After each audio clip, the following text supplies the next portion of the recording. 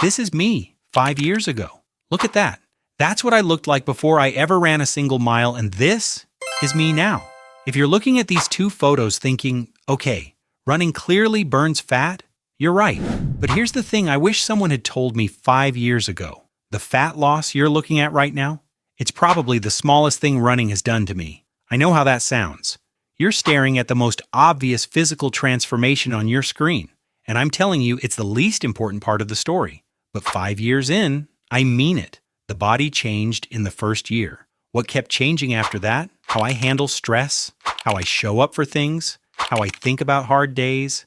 That part never stopped. By the end of this video, you're going to know exactly what changed for me and in what order it actually mattered. If you've ever wondered whether running is worth starting, this is the video that answers it in 8 minutes instead of 5 years. Before we start, if you're already running, tell me how long. If you're not, tell me what's stopping you. I read every comment. Let's go. Let's get this out of the way first, because it's real and it matters. Start running consistently and your body composition shifts. Fat comes down, especially around the midsection, because running is one of the most effective calorie-burning activities there is. Your face will look different, your clothes will fit different, people will notice before you do. That's usually how it goes. Someone you haven't seen in 3 months will tell you that you look good, and you won't even fully see it in the mirror yet, because you've been watching it happen slowly, one day at a time. And yeah, let's just say it, better body composition, better posture, more energy in how you move. People respond to that.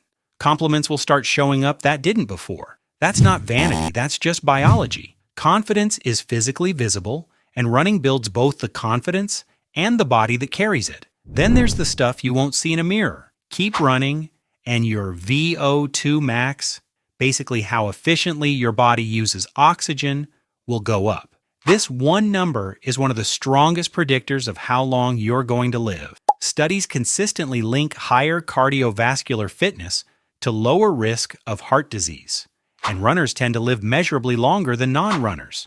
Your resting heart rate will drop. Your heart will get stronger and pump more blood per beat, meaning it works less to do the same job. Your bones will get denser. Your joints, if you train smart, will get more resilient, not less. So no, this isn't a video that pretends running is only a mental game. Your body will absolutely transform.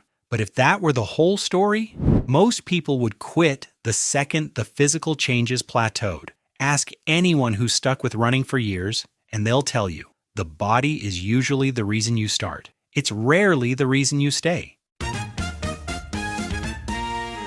Here's where it gets interesting.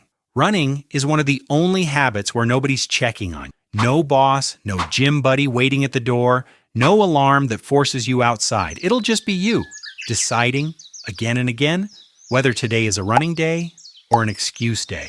And if you keep making that choice enough times, something starts to shift. The muscle you're building won't just be in your legs. It'll be the muscle of doing something hard when you don't feel like it. That skill won't stay on the pavement. It'll start showing up when you don't want to send that difficult email, when you don't want to have that conversation, when you want to hit snooze on a goal that actually matters. Stick with running consistently, and you'll likely notice you procrastinate less everywhere. Not because running is magic, but because you'll have spent months proving to yourself that motivation is optional and action isn't. Once your brain learns that lesson on the road, it stops needing permission to apply it everywhere else. At some point in every run, your brain will tell you to stop. Not because you're injured, just because you're uncomfortable, and your brain's entire job is to protect you from discomfort. I still remember this. Somewhere in the middle of my first marathon, my legs basically said no. My breathing went ragged, and one sentence kept looping in my head. I'm not going to finish this. Stopping right there felt like the only reasonable thing to do. But I didn't stop. I just took one more step. That's it. It wasn't a big decision. It wasn't heroic. Just one step. And that one step turned into another, then another. I didn't even notice when I crossed the finish line. I looked up and I was just there. That's exactly what discomfort teaches you. You're not running by looking at the finish line. You're running by looking at the next step and everything in life that actually challenges you. That hard conversation, that project that won't end, that goal you want to quit on. works the same way. You can't see the whole thing. You can only take one more step. Keep running consistently, and you'll have trained one very specific skill, staying calm and functional while your body or mind wants to give up. You'll rehearse this 3, 4, 5 times a week. So when real stress hits, and it will, you'll already know what it feels like to move through discomfort instead of around it. Somewhere around the 20 or 30-minute mark of a run, something will shift. The noise in your head, the emails, the arguments, the to-do list, will start to fade. What's left is just breath, footsteps, and whatever your brain actually needs to process.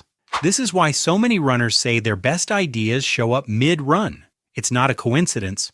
Running puts you in a state where your mind can wander without a screen pulling it back every 4 seconds. For a lot of people, a daily run becomes the only real block of unstructured thinking time they get. No notifications, no multitasking, just you and a problem your brain has been quietly working on in the background. That's not nothing. In a world where silence is rare, running might become the only appointment you keep with your own thoughts. Running will teach you something most modern life actively works against: patience with process. You won't go from struggling through 1 mile to running a comfortable 10 in a week. It'll take months. And somewhere in those months, you'll stop obsessing over instant results and start trusting the process itself, showing up, logging the miles, trusting that the outcome will come if the input is consistent. That mindset won't stay in your running shoes. It'll show up in how you approach a career, a skill, a relationship. Runners who stick with it long term tend to get less rattled by slow progress in other areas of life because they've already lived the experience of putting in months of work before seeing the payoff. They'll know the payoff is coming. They've done it before. So is running just about your body? No. Is it only about your mind? Also, no. That's the whole point. Running rebuilds you from both directions at once. A body that moves better and a mind that handles pressure better.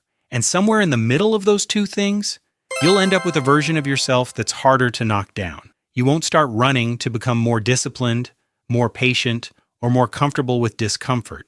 You'll start because you want to look better or feel less out of breath. But if you stick with it long enough, running will stop being something you do and start being something that quietly rebuilds who you are.